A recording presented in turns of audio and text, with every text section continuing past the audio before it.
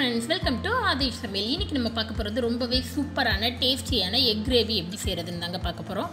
இது ரொம்ப சிம்பிளா செஞ்சிடலாம். சாதம், சப்பாத்தி, ரோட்டி, பூரி எல்லாத்துக்குமே ரொம்ப சூப்பரா இருக்கும். இப்போ இந்த எக் கிரேவி எப்படி செய்யறதுன்னு பார்க்கலாம். அதுக்கு ஒரு கடாயில 3 ல இருந்து 4 டேபிள் ஸ்பூன் அளவு எண்ணெய் சேர்த்துக்கோங்க. எண்ணெய் வந்து நல்லா தாராளமா பிரிஞ்சு வரணும் அப்படினா எண்ணெய் நிறைய சேர்த்துக்கோங்க. இதோட ஒரு ஸ்டார் அனீஸ், 4 கிராம்பு, ஒரு பிரிஞ்சி இலை, 1/2 ஸ்பூன் சோம்பு எல்லாத்தையும் சேர்த்து நல்லா வறுத்துக்கலாம். 2 பெரிய வெங்காயத்தை நல்ல பொடியாக கட் பண்ணியிருக்கேன். 2 பச்சை மிளகாய் கீறி விட்டு சேர்த்துக்கோங்க. வெங்காயம் வந்து நல்ல பொடியாக கட் பண்ணிக்கோங்க. அப்போ தான் கிரேவி வந்து நமக்கு நல்லா திக்காக கிடைக்கும். இது நல்லா பொடியாக கட் பண்ணியிருக்கிறதுனால சீக்கிரம் வதங்கிடும். ஒரு 2 நிமிஷத்துக்கு நல்லா மீடியம் ஃப்ளேமில் வதக்கி எடுத்துக்கலாம்.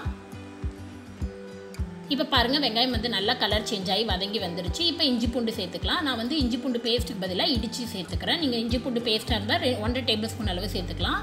இது வந்து ஃப்ரெஷ்ஷாக ஆகிடுச்சதுனால நான் அப்படியே இடித்து சேர்த்துக்கிறேன். இதுவும் பச்சை வாசனை போகிற வரையும் நம்ம நல்லா வதக்கி எடுத்துக்கலாம்.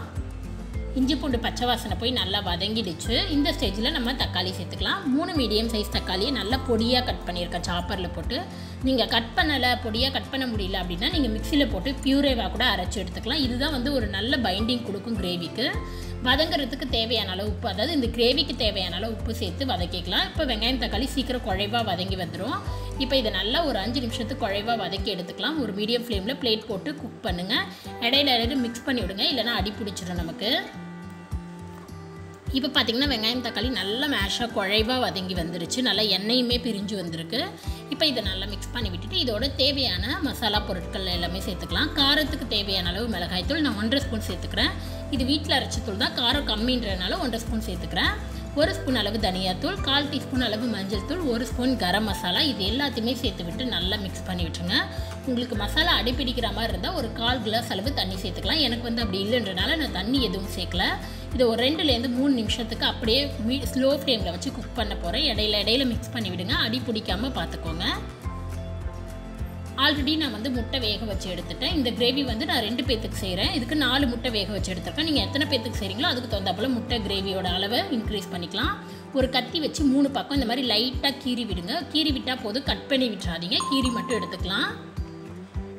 இப்போ பாருங்கள், முட்டை இந்த மாதிரி நல்லா கீறி எடுத்தாச்சு. இப்போ மசாலாவும் பச்சை வாசனை போய் வதங்கிடுச்சு. இதோட ஒரு 250லேருந்து 300 ml அளவு தண்ணி சேர்த்துக்கிறேன். நல்லா நான் கிரேவி திக்காக வைக்க போகிறேன். உங்களுக்கு கொஞ்சம் தண்ணியாக வேணும்னா எக்ஸ்ட்ரா கூட தண்ணி சேர்த்துக்கலாம். நான் ரொம்ப தண்ணியாக வைக்கல. இது வந்து நான் ரைஸ் தான் வைக்கிறேன் அப்படின்றனால நான் வந்து கொஞ்சம் திக்காக வச்சு எடுத்துக்க போகிறேன்.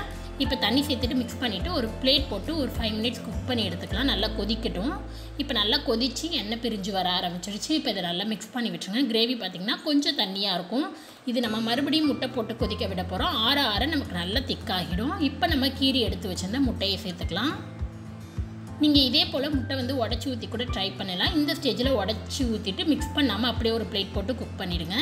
இப்போ நம்ம முட்டை வேக வச்சதுனால இதை லைட்டாக வந்து இந்த கிரேவியோடு சேர்த்து நல்லா மிக்ஸ் பண்ணிக்க போகிறோம். இப்போ இது அப்படியே வந்து மீடியம் ஃப்ளேமில் ஒரு 5 மினிட்ஸ் கிட்ட ஸ்லோ ஃப்ளேமில் குக் பண்ணி எடுத்துக்க போகிறோம். இந்த முட்டையில் வந்து அந்த மசாலா பொருட்கள் எல்லாம் நல்லா இறங்கணும். இப்போ ஒரு 5 மினிட்ஸில் பாருங்கள், மசாலா நல்லா இறங்கிடுச்சு. எண்ணெயுமே நல்லா பிரிஞ்சு வந்துடுச்சு. அவ்வளோதான், நம்மளோட ரொம்பவே சூப்பரான டேஸ்டியான எக் கிரேவி ரெடி ஆகிடுச்சு.